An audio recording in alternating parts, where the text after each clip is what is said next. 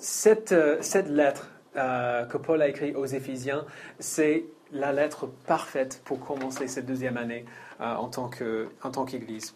Mais avant d'y arriver, en fait, on va y arriver un peu par quatre chemins, parce qu'avant de commencer à voir la lettre aux Éphésiens, ce serait bien qu'on voit un petit peu les Éphésiens en eux-mêmes et pourquoi cette lettre est intéressante à lire.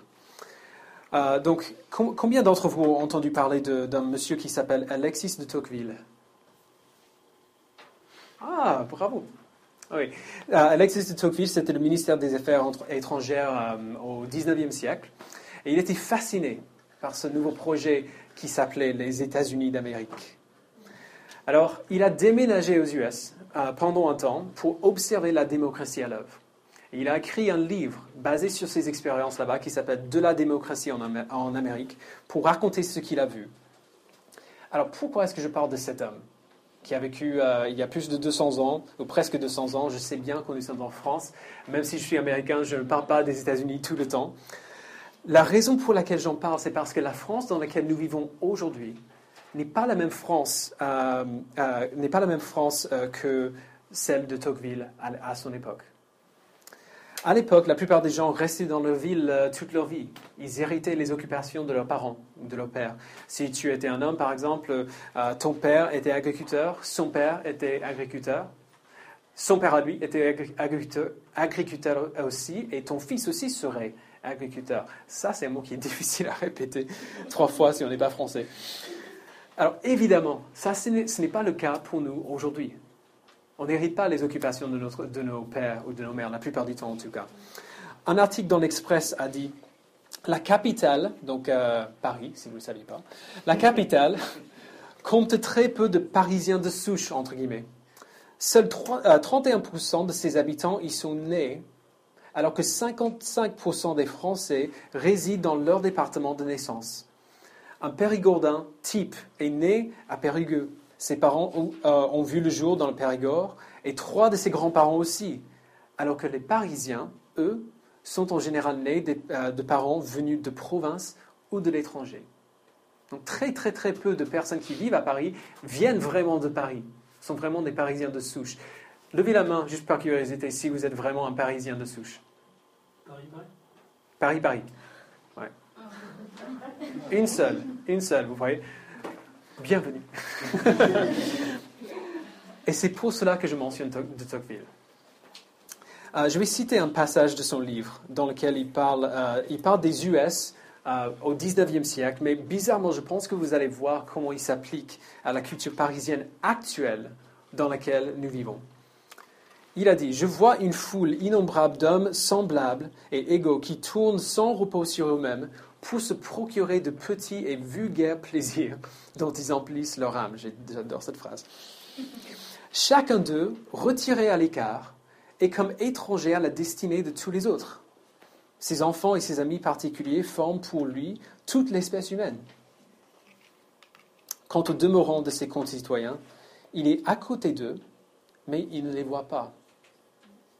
Il les touche et ne les sent point. Il n'existe qu'en lui-même et pour lui seul. Et s'il lui reste encore une famille, ou peut-être du moins qui n'a plus de patrie. Ce n'est pas une bonne description du Parisien typique aujourd'hui? On est constamment entouré de gens, mais on est seul. Notre monde consiste pour la plupart de notre famille proche et une poignée d'amis très proches. On a peut-être notre famille, nos parents, nos frères, nos sœurs, et puis quelques amis qui sont proches. Mais en règle générale, même, surtout à Paris, on ne vit pas forcément avec ces personnes. On ne vit pas forcément au même lieu que nos parents, que nos frères, que nos sœurs, éventuellement nos quelques amis. Mais on est assez déconnecté de tout ce qui ressemble à une vraie communauté, telle qu'elle existait à l'époque de Tocqueville. On existe pour le plaisir. On existe en nous-mêmes et pour nous-mêmes.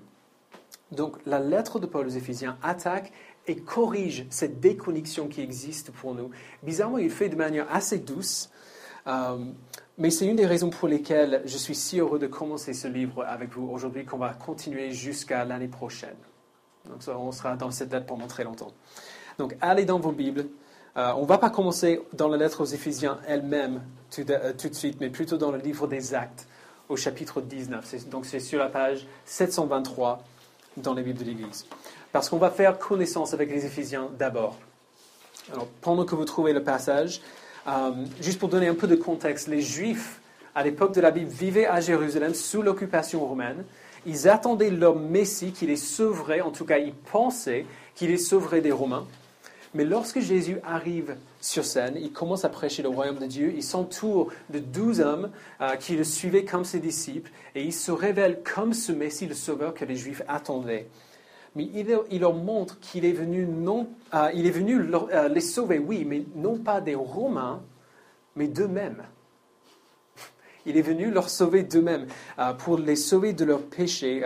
Et juste pour info, ce mot péché dans la Bible, à chaque fois que vous le voyez, ça veut dire l'imperfection morale qui nous sépare de notre Dieu qui est parfait.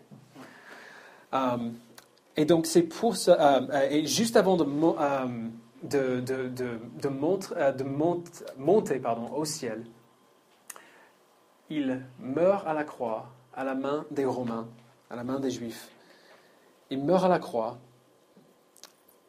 et 3 jours après, il ressuscite, prouvant qu'il a ainsi vaincu le péché et la mort. Et juste avant de monter au ciel, il donne à ses disciples cette mission. Il les envoie. D'ailleurs, c'est ce que le mot apôtre veut dire, envoyer. C'est pour cela que le livre des Actes ne les appelle pas des disciples. Dans les évangiles, ils s'appellent des disciples. Et dans le livre des Actes, on les appelle du coup les apôtres. Et c'est pour cette raison. Il les envoie prêcher la bonne nouvelle de l'évangile et faire des disciples de toutes les nations. C'est ça qu'on voit dans les évangiles. Alors quand on arrive dans le livre des Actes, les apôtres reçoivent le Saint-Esprit et commencent à partager l'évangile avec une énorme puissance et une énorme autorité. Ils commencent par les Juifs, ce qui est logique, c'est leur peuple, ils les connaissent. Beaucoup de Juifs rencontrent Jésus et l'aiment et commencent à le suivre. Mais au chapitre 10, l'apôtre Pierre reçoit un rêve de Dieu qui dit en gros, je sais que les Juifs étaient mon peuple choisi et sont mon peuple choisi, mais je veux faire en sorte d'ouvrir les portes aux autres peuples, de faire partie de ce peuple choisi. Alors, va parler aux non-juifs aussi. Donc Pierre va vers les non-juifs. Eux aussi reçoivent l'évangile avec la puissance de l'Esprit. Et à peu près au même moment, juste un petit peu avant, dans Acte 9, on voit la conversion miraculeuse d'un homme qui s'appelle Saül. Saül est un juif zélé, qui a de la passion, à un tel point qu'il persécutait les chrétiens, qui étaient selon lui une menace au judaïsme. Il est en route vers Damas pour persécuter encore plus de chrétiens.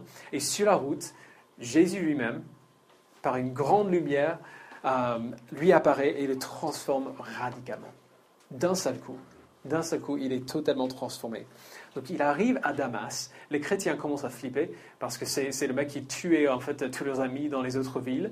Ils commencent à avoir très très peur, mais plutôt que de les tuer, ils commencent à leur montrer en fait que c'est un homme transformé. Cet homme n'a rien à voir avec l'homme dont ils ont entendu parler. Donc l'église de Jérusalem, qui était un peu le siège central du christianisme à l'époque, reconnaît après quelque temps que cet homme, qui s'appelait aussi par son prénom grec Paul, a été envoyé par Jésus lui-même comme apôtre, et donc il l'envoie travailler parmi les non-juifs. Ce qui nous amène à Acte 19, dans lequel Paul arrive à la ville d'Éphèse. Alors il faut dire que Éphèse était un lieu bizarre. C'est un lieu étrange. Les Éphésiens étaient des non-juifs qui étaient fascinés par la magie et par l'occultisme. La ville avait un temple dédié à la déesse Artémis. Et la vente des idoles d'Artémis était une des sources de commerce principales dans la ville.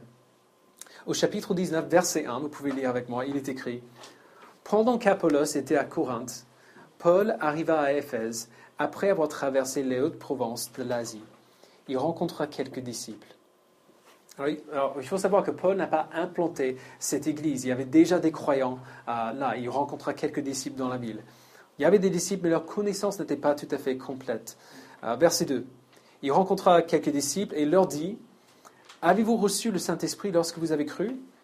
Ils lui répondirent « Non, nous n'avons même pas entendu parler du Saint-Esprit. » Il demanda « Quel baptême avez-vous donc reçu ?» Ils répondirent « Le baptême de Jean. » Alors Paul dit « Jean a baptisé du baptême de repentance en disant au peuple de croire en celui qui venait après lui, c'est-à-dire en Jésus le Messie. Sur ces paroles, ils furent baptisés au nom du Seigneur Jésus. Lorsque Paul posa les mains sur eux, le Saint-Esprit vint sur eux, et ils se mirent à parler en langue et à prophétiser. Il y avait une douzaine d'hommes en tout. Okay, donc Paul arrive, il corrige certaines erreurs de ces gens qui étaient là, les baptise au nom de Jésus, le Saint-Esprit arrive sur eux, et l'Église est puissamment fortifiée. Donc, l'Église existait déjà, mais elle n'était pas vraiment en pleine forme. Et après, c'est le cas. On sait que ce qui s'est passé était puissant parce que des choses absolument dingues commencent à se passer. Je ne sais pas si vous avez déjà lu ce chapitre, il est génial. Dieu fait des miracles incroyables. Il remplit Paul de l'esprit au point qu'on voit au verset 12, au point qu'on appliquait sur les malades des linges ou des mouchoirs qui avaient touché son corps. Les malades les quittaient et les esprits mauvais sortaient d'eux. Moi, je n'ai jamais rencontré quelqu'un qui était tellement rempli du Saint-Esprit que même si je prends une écharpe qu'il portait, je suis guéri. C'est exactement ce qui se passait. Un autre exemple, et ça n'a pas vraiment à voir avec ce qu'on va voir, mais c'est une histoire trop géniale pour sauter. Il y a un groupe de 7 frères, des fils d'un grand prêtre juif qui s'appelait Séba. Ils étaient des exorcistes itinérants juifs. Ce n'est pas un titre génial pour un film. Les exorcistes itinérants juifs. Ils voient ce que fait Paul et ils veulent le faire aussi. Ils voient qu'il chasse des démons, qu'il guérit les gens et ils se disent mais ce serait génial, on veut faire ça aussi. Et donc ils cherchent quelqu'un de possédé pour faire de même, pour exorciser le démon. Donc ils trouvent quelqu'un qui est possédé, assez bizarre déjà. Ils trouvent quelqu'un et ils essaient d'exorciser le démon. Alors, il faut dire que ces frères ne connaissent pas Jésus. Ils ont juste entendu parler de lui. Alors ils essaient de faire sortir le démon au nom de Jésus.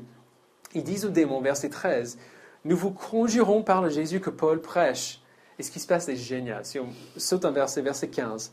« L'esprit mauvais leur répondit, « Je connais Jésus et je sais qui est Paul. Mais qui êtes-vous » Alors l'homme qui avait l'esprit mauvais en lui se jeta sur eux, les maîtrisa tous et les maltraita de telle sorte qu'ils s'enfuirent de cette maison nus et blessés. Alors, est-ce qu'on est d'accord que si tu commences une bagarre avec ton slip et à la fin, tu n'as plus ton slip, tu as perdu cette bagarre, mais de loin.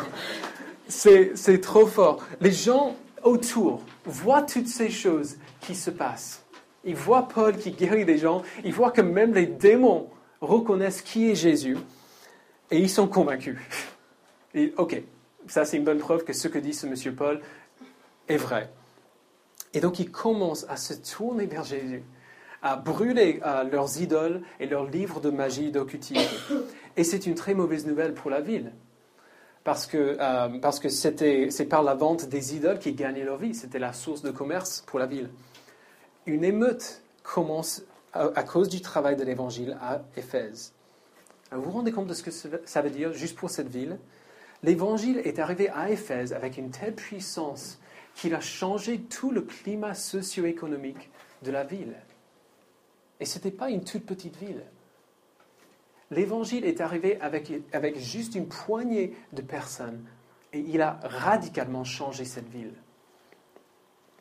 L'église d'Éphèse était une église qui aimait Paul et que Paul aimait beaucoup. Et après son départ, il ne les a plus revus, plus jamais. Mais il leur a écrit une lettre. Il était en prison en ce moment, il mentionne plusieurs fois dans la lettre, probablement à Rome. Et dans sa lettre, il adresse les vieilles faiblesses de la ville d'Éphèse en parlant de la plus grande puissance de Dieu. Donc, avant le début de ce message, on a lu les 14 premiers versets de la lettre aux Éphésiens. Ces versets nous donnent un aperçu de tout le livre. Okay. On va les voir en beaucoup plus de détails dans les semaines à venir, les versets 3 à 14. On va prendre 3 semaines pour voir ces quelques versets. Mais pour aujourd'hui, j'aimerais juste regarder les 2 grands thèmes qu'on voit dans ces versets, que Paul établit, des thèmes qu'il va continuer à développer pendant le livre. Donc le premier thème, c'est que Jésus nous a réconciliés avec Dieu. Et deuxièmement, que Jésus réconciliera toute la création avec Dieu. Donc retournons donc au début de la lettre de Paul aux Éphésiens pour les voir ensemble. Donc c'est encore sur la page 766, si vous n'y êtes pas encore. Tout à l'heure, j'ai lu une citation d'Alexis de Tocqueville, qui a parlé de la déconnexion extrême qui existe pour nous, et notre recherche du plaisir qui nous amène à cette déconnexion. Il faut dire que notre société a évolué. On va arriver au texte, je vous promets. Notre société a évolué. On n'est plus obligé de suivre le chemin de nos pères et de prendre l'occupation familiale. On n'est pas obligé de faire ça. On peut choisir de poursuivre notre propre plan, notre propre vie, notre propre travail, et ce n'est pas mal vu de le faire, sans forcément rester en contact avec ce que les gens ont fait dans le passé. On n'est pas obligé de tout faire comme nos parents ont fait. On n'est pas obligé de faire exactement de la même manière que les générations passées. Même si on est entouré des gens à Paris, on est seul, comme on a vu. On est déconnectés les uns des autres et aussi déconnectés du passé. Alors, il y a du bon dans cela. Dans tout ce que de Tocqueville a décrit, il y a quand même du bon. Puisqu'on n'est pas entouré par les mêmes personnes et les pratiques des générations passées, on est obligé d'innover. On est obligé d'innover. Ça pousse des gens à réformer la culture. Ça pousse des gens à produire de l'art. On n'aurait jamais fait ça si on n'était pas poussé par ce type de situation. Ça pousse les gens à penser pour eux-mêmes plutôt que de simplement avaler ce que tout le monde nous dit.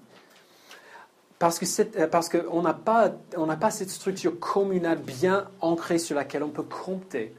Donc du coup, on n'a plus les ressources qu'on avait à l'époque. On n'a pas les ressources sur lesquelles on peut tomber. Et donc du coup, on doit faire pour nous-mêmes, on doit innover. Et donc cette déconnexion produit quand même de bonnes choses. Mais, même si elle produit de bonnes choses, elle a aussi de gros désavantages. Comme de Tocqueville a dit, elle a tendance à créer des gens qui cherchent à se procurer de petits et vulgaires plaisirs dont ils emplissent leur âme, retirés à l'écart comme étrangers à la destinée de tous les autres. Alors pourquoi ? Pourquoi le fait de vivre dans une ville comme Paris pourrait avoir la tendance à produire des personnes comme ça? C'est parce que si je n'ai pas de racines profondes, il est beaucoup plus difficile pour moi d'être affecté lorsqu'une des branches sont coupées. Lorsqu'une des branches est coupée. Quand mon voisin tombe malade ou mon collègue passe par des difficultés ou même quand je passe devant un SDF qui demande de l'argent dans la rue. Nous nous habituons à avoir des œillères sur les yeux, à avoir une sorte de rétrécissement du champ visuel en ce qui concerne ceux qui sont autour de nous. On voit les besoins des autres un peu en périphérie. On les voit en périphérie, mais on n'est pas assez frappé par ces besoins pour vraiment faire quelque chose, et même parfois pour vouloir faire quelque chose. Cette déconnexion produit une indifférence à l'égard des personnes autour de nous. Et donc le premier thème de la lettre de Paul aux Éphésiens attaque cette vision égocentrique, cette recherche incessante de plaisir qui nous rend égoïstes et indifférents aux besoins des autres. Donc lisons à partir de la fin du verset 4. Dans son amour, il nous a prédestinés à être ses enfants adoptifs par Jésus-Christ.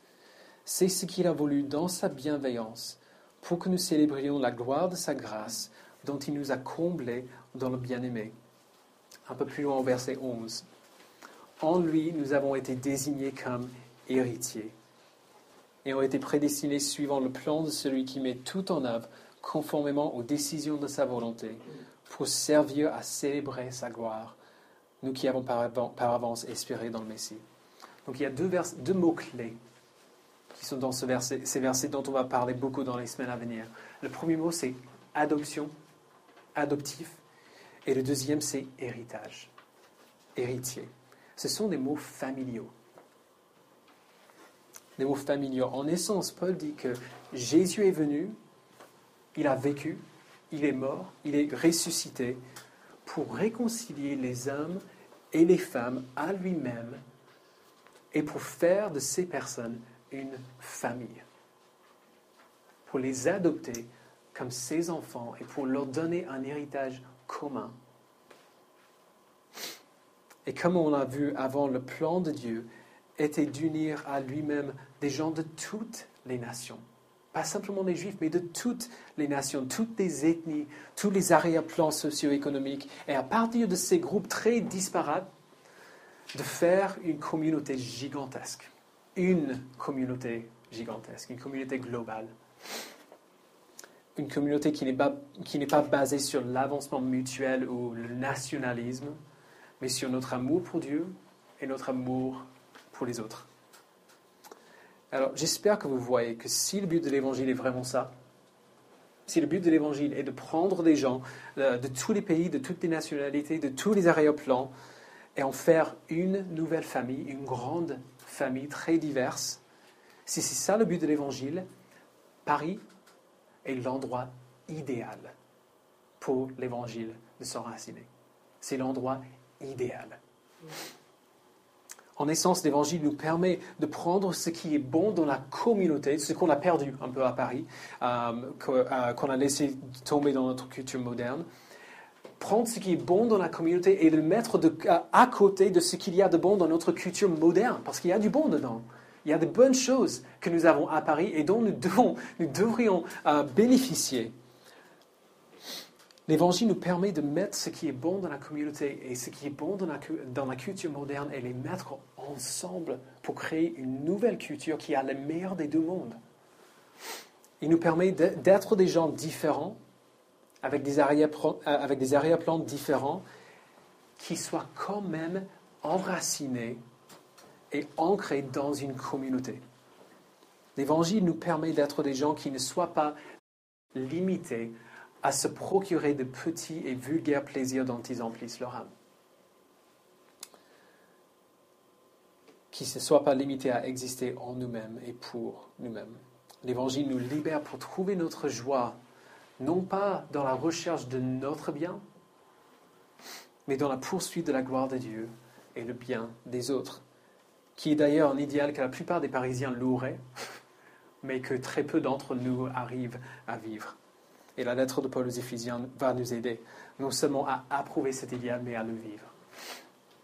Donc le deuxième thème qu'il établit, c'est que Jésus réconciliera toute la création avec Dieu. Okay, c'est une des vérités centrales de la Bible. Dieu a créé le monde parfait et uni. Sa création était parfaite, aucune maladie, aucune souffrance, aucune mort. C'était essentiellement le paradis sur terre. C'est un lieu où, en quelque sorte, le paradis et la terre se chevauchaient. Dieu marchait avec nous. Sur cette terre, la terre et le ciel se chevauchaient. Le Dieu parfait était uni à son image parfaite, l'homme et la femme qu'il a créés, dans sa création parfaite. Mais l'homme s'est rebellé contre Dieu, et cette rébellion s'appelle le péché. Le péché est comme un cancer qui a infecté tout le monde, avec cette première rébellion qui a tout corrompu. Il a séparé le paradis de la terre. Si le ciel et la terre se chevauchaient dans le jardin, le péché a séparé ces deux. Et l'univers s'est vu infecté par la souffrance et par la maladie et par la mort. Et certains croient que lorsque Jésus reviendra, il va détruire cette terre complètement parce qu'elle est corrompue et la remplacer par autre chose. Mais même si beaucoup pensent cela, ce n'est pas ce que dit la Bible. Ce n'est pas ce que dit la Bible. Alors, je vous donne un exemple pour voir un petit peu ce que Paul va dire. Beaucoup d'enfants dessinent sur le mur quand ils sont petits. Vous avez dessiné sur le mur quand vous étiez petit? Ok, il y a pas mal d'enfants qui font ça, ils trouvent ça beau. Ils essaient d'améliorer le déco, je sais même pas pourquoi on fait ça. En fait, ils ruinent la peinture, c'est tout ce qu'ils font. Si mon fils, heureusement mon fils ne fait pas ça, mais si jamais il décidait de faire cela, de dessiner sur le mur, je m'assurerai avec lui, j'essaierai de lui expliquer, il est assez grand maintenant pour comprendre, j'essaierai de lui expliquer pourquoi on ne fait pas ça, pourquoi il ne faut pas dessiner sur le mur, et j'essaierai de l'aider à devenir le type d'enfant qui ne fait plus ça, okay, pour l'aider à changer, pour ne plus qu'il dessine sur le mur après. Alors oui, je ferai ça d'abord.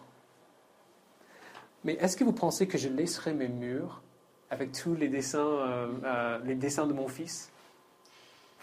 Non, c'est moche. C'est moche. Pour l'instant, même si moi je trouve ça mignon, Objectivement, c'est moche, un dessin d'un enfant de 3 ans.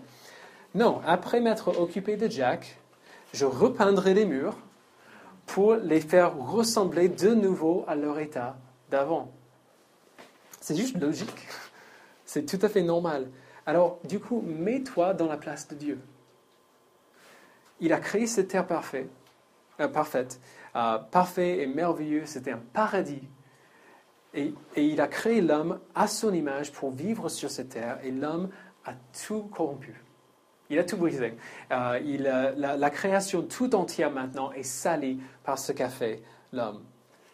Alors, si tu étais Dieu et tu voyais cela, est-ce que tu ne ferais vraiment que sauver l'homme et puis mettre toute la terre que tu avais créée à la poubelle? Ne voudrais-tu pas prendre aussi ta création que l'homme avait corrompue et la renouveler aussi à son état d'origine comme tu vas faire avec l'homme? Lui redonner sa gloire et sa splendeur originale en réparant ce que l'homme a brisé en lui-même.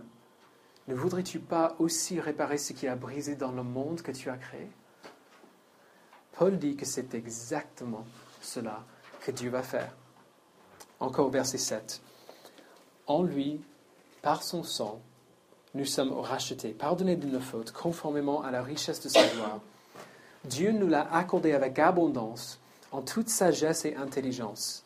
Il nous a fait connaître le mystère de sa volonté, conformément au projet bienveillant qu'il avait formé en Christ, pour le mettre à exécution lorsque le moment serait vraiment venu, à savoir de tout réunir sous l'autorité du Messie, aussi bien ce qui est dans le ciel que ce qui est sur la terre. Tout réunir sous l'autorité du Messie, tout ce qui est dans le ciel et aussi tout ce qui est sur la terre. Donc les deux thèmes d'Éphésiens sont liés les uns l'un à l'autre. Le plan de Dieu ne consiste pas à renouveler la terre juste pour la terre, juste pour faire le paradis. Une partie intégrale de cette nouvelle création, quand il aura anéanti dans le monde tout ce qui est vraiment corrompu et brisé, et une fois qu'il a réparé tout ce qui a été brisé par le péché, une partie intégrale de cette nouvelle création sera les nouvelles personnes qui vont y vivre. Donc nous. C'est-à-dire Dieu va former une nouvelle humanité à partir de l'Église. Une humanité qui sera parfaitement renouvelée et rendue sainte à son retour. Et il renouvellera toute la création pour faire une demeure appropriée pour lui-même et pour son peuple. Par Jésus, Dieu sauve les hommes et les femmes individuellement. Il sauve chacun d'entre nous individuellement, nous réconciliant avec lui-même. Il fera de nous une nouvelle humanité, la famille de Dieu, l'Église. Et cette réconciliation-là, avec Dieu et les uns avec les autres, se débordera en quelque sorte en une nouvelle réconciliation, celle du monde terrestre avec le monde spirituel. En unissant l'Église à lui-même, Dieu unit toutes choses en lui, ce qui est dans le ciel et aussi ce qui est sur la terre. Donc pour conclure, dans cette lettre, c'était juste une introduction à la lettre qu'on a fait aujourd'hui. Dans cette lettre, Paul va tourner autour de ces deux vérités sans cesse. Mais il donnera des explications qui sont beaucoup plus profondes. C'est pour cela qu'on va passer les 3 semaines à venir rien que sur ces 14 premiers versets. La lettre est de manière assez géniale, est divisée presque parfaitement en 2 grandes parties. Il y a 6 chapitres en tout. Les 3 premiers chapitres sont de la doctrine, en ce qu'ils enseignent les vérités que Paul essaie de nous enseigner sur ce que Dieu a fait pour nous en Christ. Et les 3 derniers chapitres sont de l'application, en ce qui nous montre les implications de ce qu'il nous a dit dans les 3 premiers. Alors, il va dire, voici ce que Jésus a fait pour nous, chapitres 1 à 3. Et puis, à la lumière de ces réalités, voici comment nous devons vivre en tant qu'Église et communauté, dans les chapitres 4 et 6.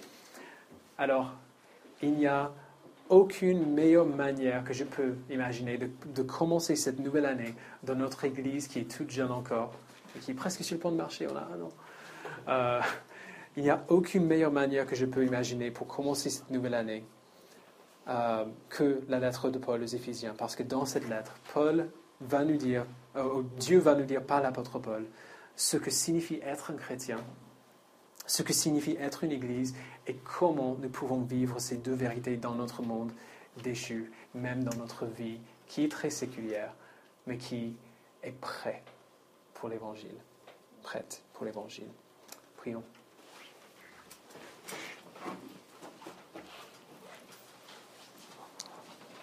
Père, nous te remercions. Nous te remercions de ta parole